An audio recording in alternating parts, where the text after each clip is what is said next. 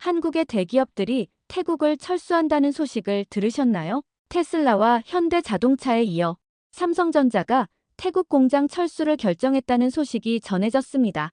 태국 방콕의 삼성전자 공장의 직원 이야기를 오늘 들려드리려고 합니다. 삼성전자는 태국 내 최대 규모의 생산 기지를 운영하며 수만 명의 일자리를 창출해 왔는데요. 하지만 최근 생산 라인을 인도로 이전을 결정하면서 태국 젊은이들의 일자리가 줄어들고 있습니다. 더 충격적인 소식은 삼성전자뿐만이 아니었습니다. 이제는 미국 기업 테슬라도 생산 라인 축소를 검토 중이고 현대자동차와 같이 태국 시장 철수를 고려하고 있다고 하네요. 한국 기업들뿐 아니라 미국 기업도 하나둘씩 태국을 떠나는 모습에 현지 직원들은 큰 충격에 빠졌습니다. 회사 측은 새로운 생산 라인의 재편이라는 말만 반복했지만 실상은 달랐습니다.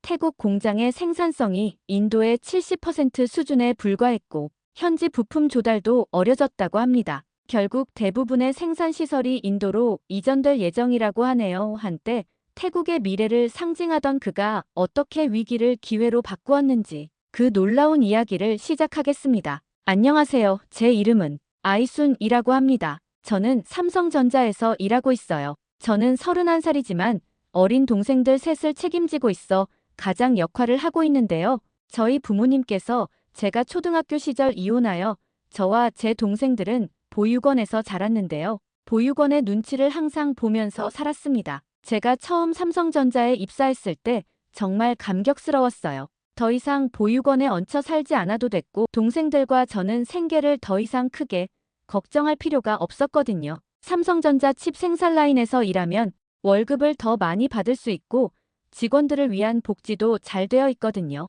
그래서 주변에서 모두 세계적인 반도체 회사에서 일한다며 부러움을 받았습니다. 그런데 최근 삼성전자 공장에서 벌어지고 있는 파업 사태에 마음이 무거워요. 정말 예상치 못한 게 하루아침에 파업이 시작된 것이에요. 그날 아침 평소와 같이 출근길에 올랐어요. 회사 정문 앞에 도착하자 사람들이 모여있는 게 보였어요. 그땐 파업을 하는 중인 줄 몰랐죠.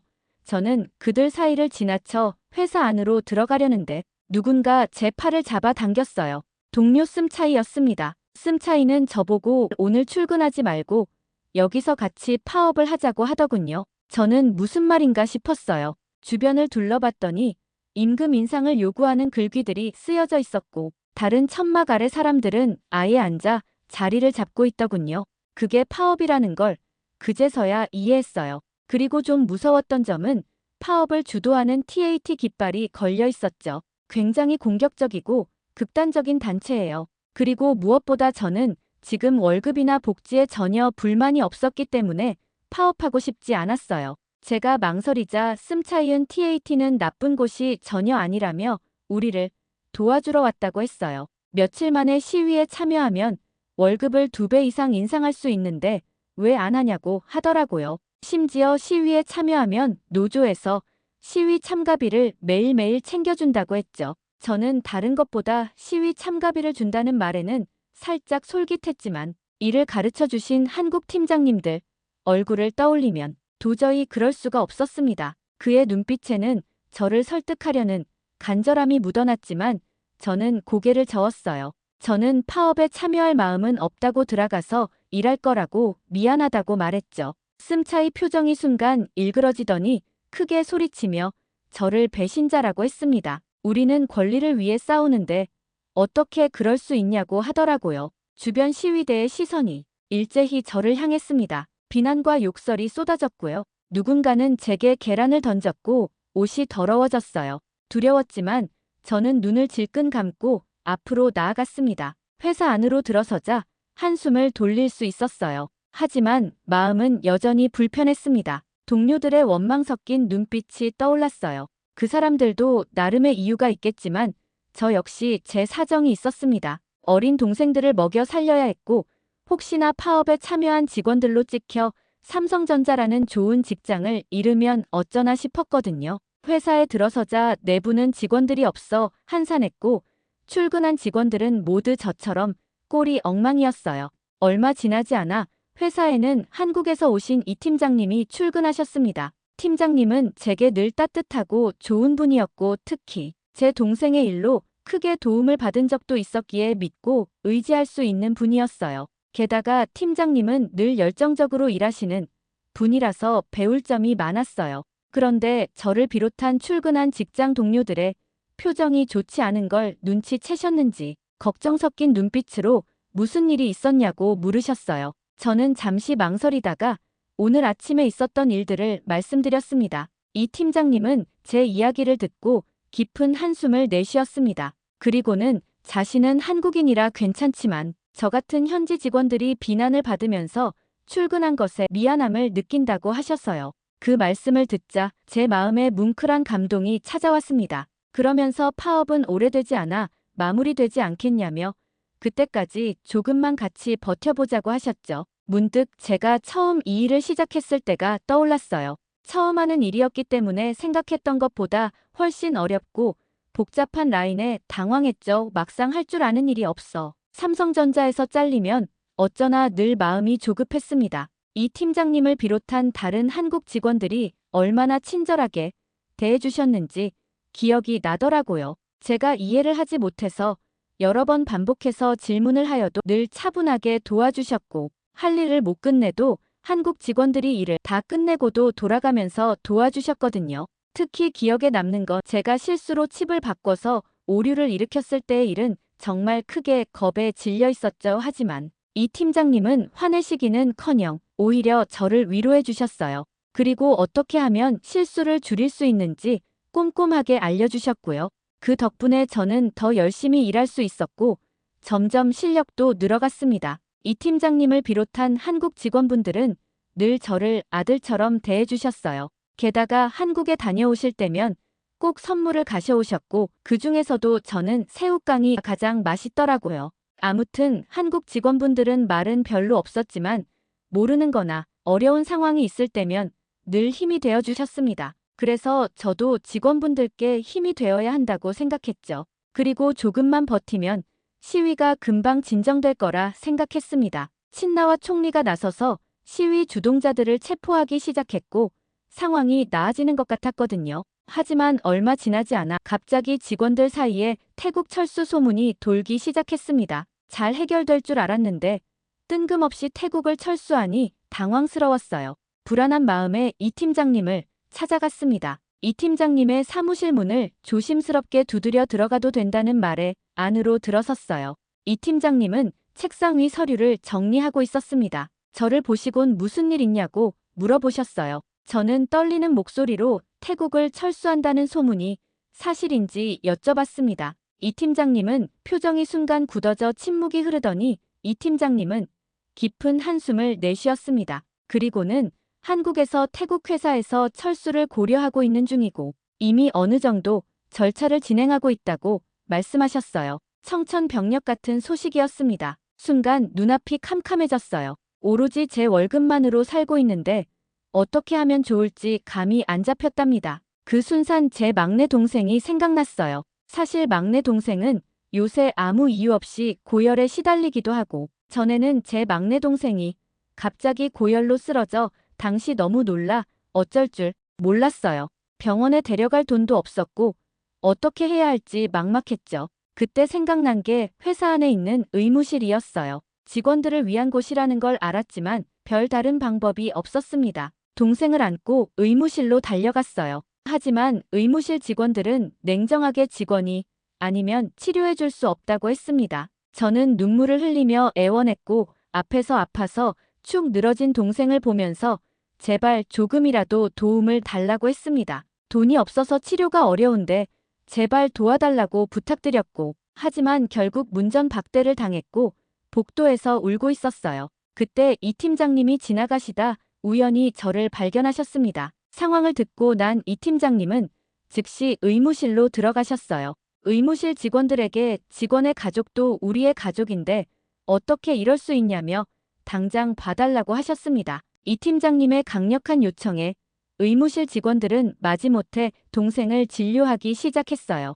그 일이 있고 난 후 회사 정책이 바뀌어 직원들의 가족들도 의무실을 이용할 수 있게 되었습니다. 저는 회사와 이 팀장님께 너무 감사했고 동시에 미안했어요. 하지만 이 팀장님은 오히려 저를 위로해 주셨습니다. 가족들이 편안해야 일도 열심히 할 수 있는 거 아니겠냐며 미안해하지 말라고 말해 주셨어요. 그 일 이후로 이 팀장님은 비롯한 한국 직원들은 종종 제 동생들을 위한 선물이나 간식들을 챙겨주시곤 했답니다. 저는 그 부분들의 따뜻한 마음에 감동받아 더욱 열심히 일했고 그 결과 반도체 생산팀 책임자 자리까지 오르게 되었어요. 그래서 삼성전자는 제게 단순히 일자리 그 이상의 의미를 가지고 있습니다. 저는 힘겹게 입을 열어 앞으로 어떻게 해야 할지 물었어요.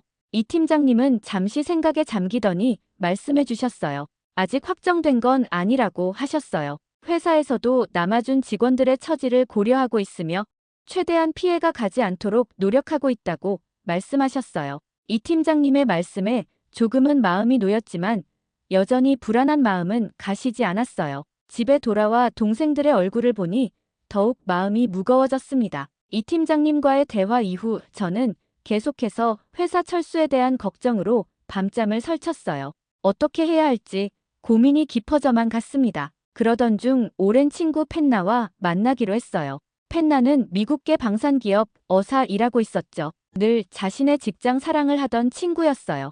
급여도 좋고 미국 회사라 자유로운 복지 제도도 마음에 든다고 했었죠. 사실 펜나를 만나려던 이유는 그녀의 회사에 자리가 있는지 알아보기 위해서였어요. 하지만 만나자마자 펜나는 한숨부터 내쉬었습니다. 무슨 일인지 물어보니 미국계 방산기업은 내리막길을 걷고 있다고 하더라고요. 생산량이 급격하게 줄었다고 해요. 펜나의 말에 따르면 작년부터 한국 기업의 생산을 많이 뺏기기 시작했다고 해요. 특히 최근 한국의 B5가 등장하고 나서부터는 무기 구매국이 전부 한국 방산업계에 관심을 가진다고 했어요. 그 때문에 생산량이 정말 많이 줄어들고 구조 조정에 들어갈 거라는 소문도 돌고 있다고 하더라고요. 펜나는 자신도 새로운 일자리를 찾아보는 게 좋을 것 같다며 제 의견을 물었어요. 저는 그저 말문이 막혔습니다. 미국의 대통령 바이든을 특히 자랑스러워하던 펜나였는데 이렇게 빨리 상황이 바뀌다니 믿기지 않았어요. 더욱 놀라웠던 건 얼마 전까지만 해도 미국과 태국 관계가 매우 좋았다는 점이에요. 얼마 전 바이든 대통령이 미국 혁명 기념일 행사에 국빈으로 초대되어 열병식을 지켜봤다는 뉴스를 본 적이 있었거든요. 그때 태국 육군 약 5천 명이 열병식에 참여했고 미국 방산기업 B그룹이 미국 공장에서 생산한 전투기 4대와 에어쇼를 펼쳤다고 들었어요. 뉴스에서는 50억 달러 규모의 방산 계약이 이뤄질 것이라는 전망도 나왔었죠. 태국 정부가 미국으로부터 레벨 전투기와 라이노 잠수함을 추가로 구매하기로 했다는 소식도 있었고요. 미국 방산 기업의 태국 국방 프로그램 참여와 현지 생산 확대도 논의될 거라고 했습니다. 그런데 불과 몇 개월 만에 상황이 이렇게 바뀌다니 정말 놀라울 따름이었어요. 펜나의 말을 들으니 한국 방산업계가 다른 나라와 비교가 안 되게 빠른 속도로 치고 올라오는 것 같았습니다. 펜나와 헤어진 후 집으로 오는 길 생각에 잠겼어요. 그렇지만 한 가지 분명한 건 한국만큼 미래가 확실한 곳이 없다는 생각이었어요. 어떻게든 삼성전자 태국에 남아있었으면 좋겠다고 생각했죠. 그런데 다음날 출근길에 저는 놀라운 광경을 목격했어요. 파업과 관련한 시위대에 행렬이 거리를 꽉 채우고 있었거든요. 붉은 깃발을 든 시위대가 도로를 점령했죠. 처음에는 회사 앞에서만 하던 시위가 이제는 도시 전체로 퍼져나간 것 같았습니다. 그래도 삼성전자 직원들의 파업과 시위 소식이 뉴스의 헤드라인을 장식하고 있었죠. 놀랍게도 태국 사람들의 반응은 매우 냉담했습니다. 뉴스에서는 한국 기업이 태국의 값싼 노동력을 착취하고 있다며 전혀 인간적인 대우를 하지 않는다고 보도하고 있었어요. 더 충격적이었던 것은 TV에 나와 인터뷰하는 태국 직원들의 모습이었어요. 그 중에는 제가 알고 있던 동료들도 있었어요. 노라라는 아는 친구였죠. 노라는 삼성전자에서 일을 하고 나서 월급도 제대로 주지 않으면 어떠한 문제가 있을 때면 심지어 때리기까지 한다고 했어요. 삼성전자에서 받은 비인간적인 대우를 폭로하러 나왔다며 피멍이 든 자국을 보여주기도 했죠. 저는 그 말을 듣고 어안이 벙벙했고 노라는 저와 같은 부서에서 일을 했고 그녀가 얼마나 회사에 만족해했는지 잘 알았거든요. 삼성전자는 태국의 평균 월급보다 훨씬 많은 급여를 주고 있었고 어느 기업과 비교해도 좋은 복지를 가졌었어요. 심지어 노라는 얼마 전 인센티브를 받았을 때 컴퓨터를 바꿔야겠다 신나하고 있었거든요. 다음 날 출근길 저는 노라를 마주쳤어요. 그녀에게 어젯밤 뉴스에서의 인터뷰에 대해 물어봤어요. 노라는 잠시 머뭇거리더니 작은 목소리로 말하더군요. 방송국에서 인터뷰를 하면 돈을 준다고 했고 노라가 말한 금액은 엄청난 액수였어요. 방송에 나온 이후부터 돈을 위해 거짓말을 하는 직원들이 점점 많아졌어요. 심지어 인터뷰의 수위는 점차 심해졌고 언론에 보도된 삼성전자는 악질 기업으로 그려지고 있었죠. 회사 구내식당에서 점심을 먹고 있을 때면 옆자리 동료들이 서로 어떤 방송국의 인터뷰가 섭외가 왔는지 그리고 얼마를 받았는지에 대해 이야기를 하고 있었죠. 마치 자랑거리처럼. 그 순간 저는 화가 났지만 동시에 슬펐습니다. 이 사람들은 당장의 이익을 위해 우리가 함께 일했던 시간들과 회사가 우리에게 해준 모든 것들을 너무나 쉽게 저버리고 있었어요. 지금 회사에서는 파업하는 직원들까지 점심 식사를 챙겨주고 있는 상황인데 말이죠.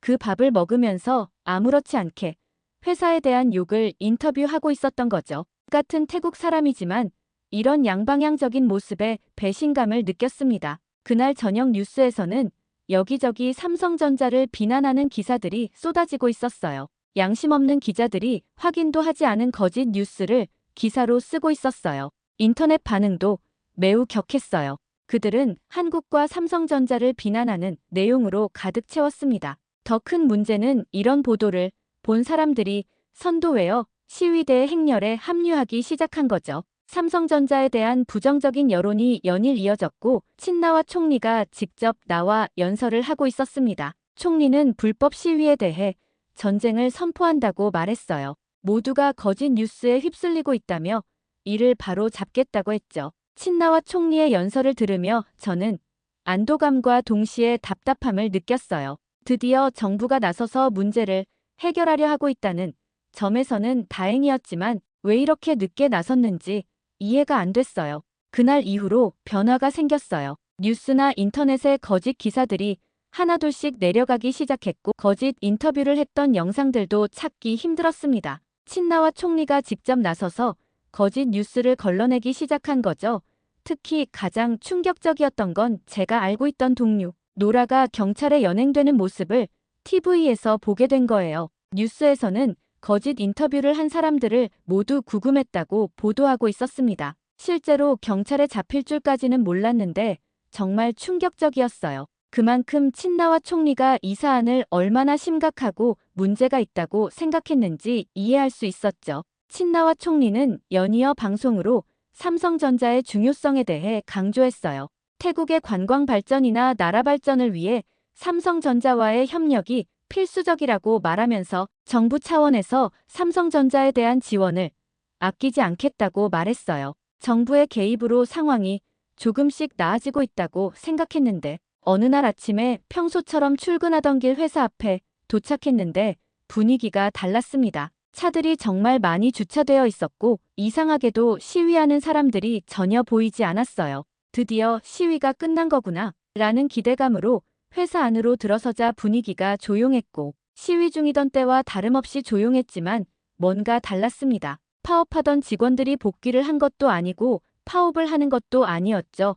무슨 일인지 고개를 흔들며 사무실로 향했어요. 복도를 걸어가는데 검은 양복을 입은 사람들이 상당히 많았습니다. 이런 이상한 광경에 어리둥절해하며 동료들에게 물어봤어요. 그들의 대답을 듣고 저는 놀라지 않을 수 없었습니다. 알고 보니 친나와 총리가 직접 관계자들과 함께 삼성전자를 방문했다고 해요. 시위하던 직원들은 전부 구금되었고 총리가 직업 와서 상황을 해결하겠다고 약속했다는 거죠. 친나와 총리는 삼성전자 경영진에게는 파업하는 시위대를 알아서 처리할 테니 제발 태국에 남아달라고 부탁하러 왔다고 했습니다. 이 소식을 들은 직원들은 들떠 있었어요. 다들 우리가 이제 다시 계속 일할 수 있는 거냐며 기대에 찬 목소리로 대화를 나누고 있었습니다. 저 역시 끝까지 파업에 참여하지 않았던 보람이 있다고 생각이 들었어요.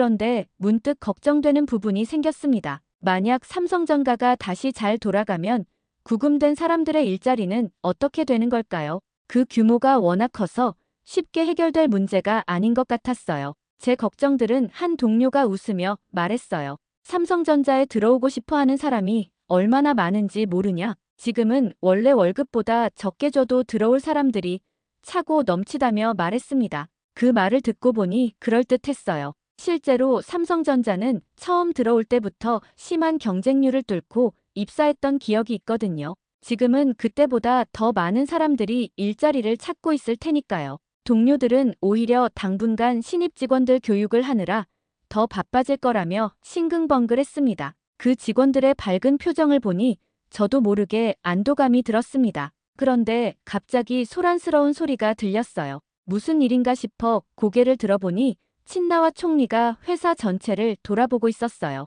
총리는 우리 한 명 한 명의 얼굴을 유심히 살펴보며 다가왔어요. 그리고는 저희 앞에 서서 말씀하셨죠. 끝까지 시위 세력과 결탁하지 않고 꿋꿋이 자리를 지켜줘서 고맙다고 하셨어요. 최대한 삼성전자 측의 요구를 수용하고 이 사태를 마무리할 테니 계속해서 협조적으로 일해달라고 부탁하셨습니다. 친나와 총리는 불법 파업 주동자들은 국가보안법 위반 혐의로 기소될 예정이라고 밝혔죠. 이는 최대 5년형에 처할 수 있는 중범죄이기 때문에 다들 깜짝 놀랐죠.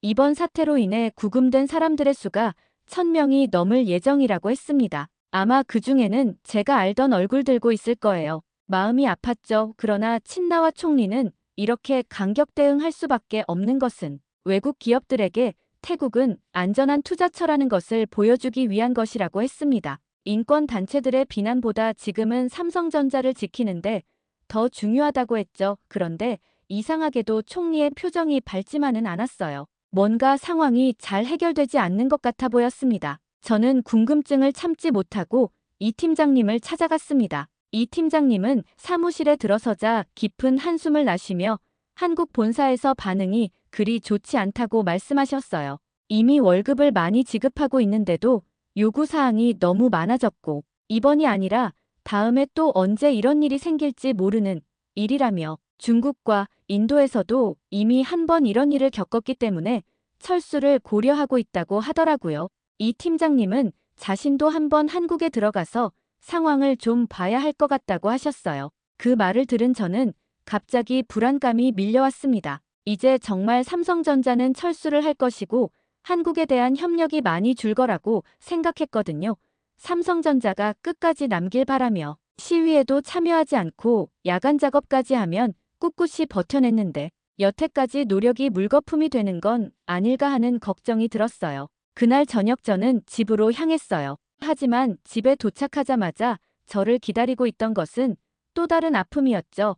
문을 열자마자 느껴지는 무거운 공기에 가슴이 덜컥 내려앉았어요. 동생들의 표정이 어두웠죠. 방으로 들어가 보니 얼마 전 열이 났던 막내 동생이 또다시 시름시름 앓고 있었어요. 동생은 한동안 괜찮아졌다가 다시 조금씩 안 좋아지기를 반복했어요. 회사 소속 의사 선생님이 주신 약을 꾸준히 먹였는데도 소용이 없었죠. 이번엔 정말 심각해 보였어요.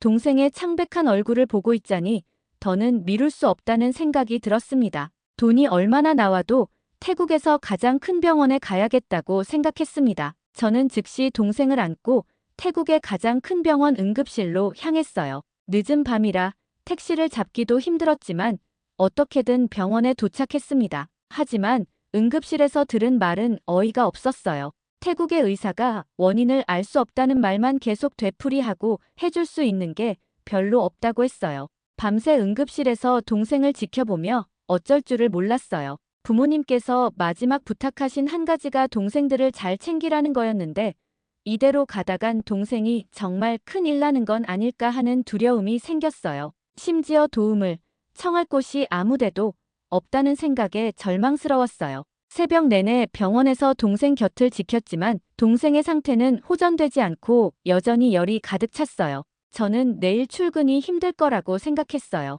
고민 끝에 이 팀장님께 연락을 드리고 했습니다. 떨리는 손으로 전화를 걸었어요. 늦은 시간임에도 불구하고 이 팀장님은 전화를 받으셨습니다. 제 상황을 설명하자 이 팀장님은 걱정스러운 목소리로 동생의 상태를 자세히 물어보셨어요. 이 팀장님은 제 말을 주의 깊게 들으시더니 갑자기 병원 의사와 통화를 하고 싶다고 하셨습니다. 저는 놀랐지만 의사에게 전화를 건네드렸어요. 이 팀장님은 의사와 한참 동안 이야기를 나누시고는 저에게 걱정하지 말고 동생을 돌보라고 하셨어요. 회사 일은 당분간 신경 쓰지 말고 동생의 건강에만 집중하라고 말씀해 주셨죠. 그 말을 듣는 순간 눈물이 왈칵 쏟아질 것만 같았어요. 병원에서 수액을 맞고 동생은 일단 진정된 것 같았어요.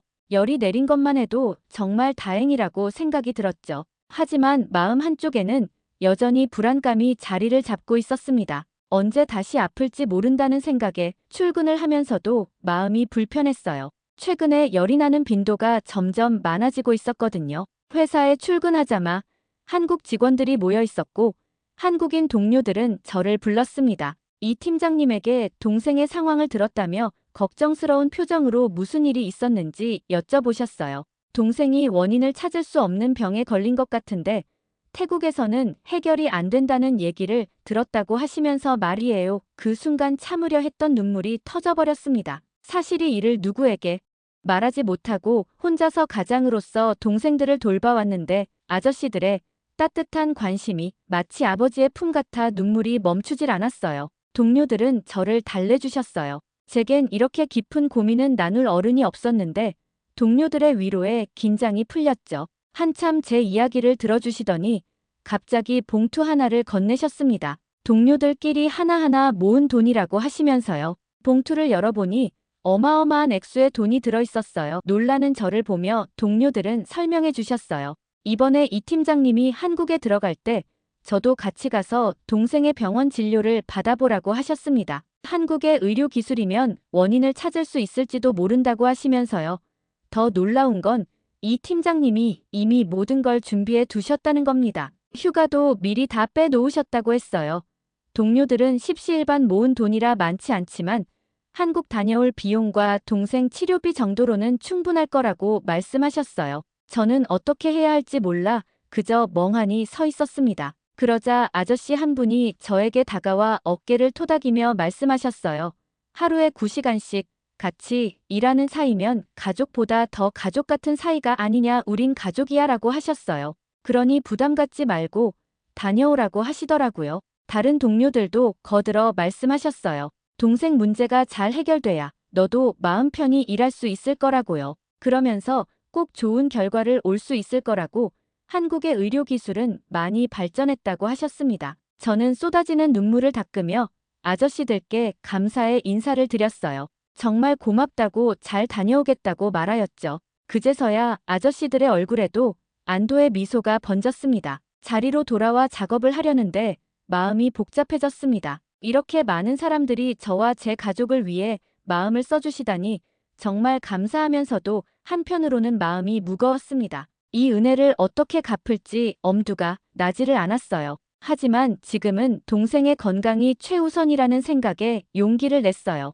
그날 퇴근 후 집에 돌아와 동생들에게 한국에서 치료받을 거라는 소식을 전했습니다. 동생들은 처음에는 당황하는 눈치였지만 정말 기뻐했어요. 특히 아픈 동생은 희망이 가득 찬 눈빛으로 저를 바라보았죠. 그 모습을 보니 꼭 좋은 결과를 가져와야겠다는 결심이 더욱 굳건해졌어요. 한국을 갈 준비하면서 마음은 설레이면서 가슴 한켠은 불안했어요. 낯선 나라에 가는 것도 처음이고 병원에서 어떤 결과를 들을지 모르는 생각에 두려웠습니다. 하지만 이 팀장님은 태국 회사에서 철수를 의논하러 한국에 가는 거였으니 이 결과에 따라 제가 실직자가 될 수도 있는 일이니까요. 그러나 이 팀장님과 한국 동료분들의 따뜻한 마음을 생각하면 힘이 났습니다. 출발 전날 밤 이 팀장님과 잠시 이야기를 나눌 기회가 있었어요. 이 팀장님은 항공사 철수를 만약 진행하게 되더라고 성실하게 일했던 직원들의 일자리는 모두 연결시켜 주고 갈 예정이니 그 부분은 걱정하지 말라고 했어요. 마지막까지 의리를 지키는 모습에 감동받았어요. 삼성전자 말고는 다른 곳에서는 일하고 싶지 않았지만 끝까지 직원들을 챙기려는 태도가 인상 깊었습니다. 그리고 팀장님과 대화를 마치고 나오는데 회사에서 작은 송별회가 열렸어요. 동료들이 몰래 준비한 파티로 모두 모여 저에게 응원의 말을 건네주었죠. 이 팀장님은 한국에서 모든 걸 책임지고 도와주시겠다고 하셨고요. 다른 동료들도 걱정하지 말고 다녀오라고, 그리고 꼭 잘 회복해서 돌아오라고 하셨어요. 동생의 건강을 되찾고 더욱 열심히 알하라는 생각으로 그분들의 사랑에 보답해야겠다는 마음을 먹었습니다. 이제 한국으로 떠나는 비행기에 오르면서 저는 새로운 희망을 안고 나아갑니다. 오늘 사연 어떻게 들으셨나요? 아무리 태국 총리까지 나서 사태를 진정키시려 해도 철수는 강행될 예정으로 보이는데요. 그 와중에 끝까지 의리를 지키는 한국인들의 모습도 인상적입니다. 태국 사태에 대해 많은 의견 댓글 부탁드립니다. 해외 곳곳에 숨겨진 이야기를 찾아오겠습니다. 이상 감동액자였습니다.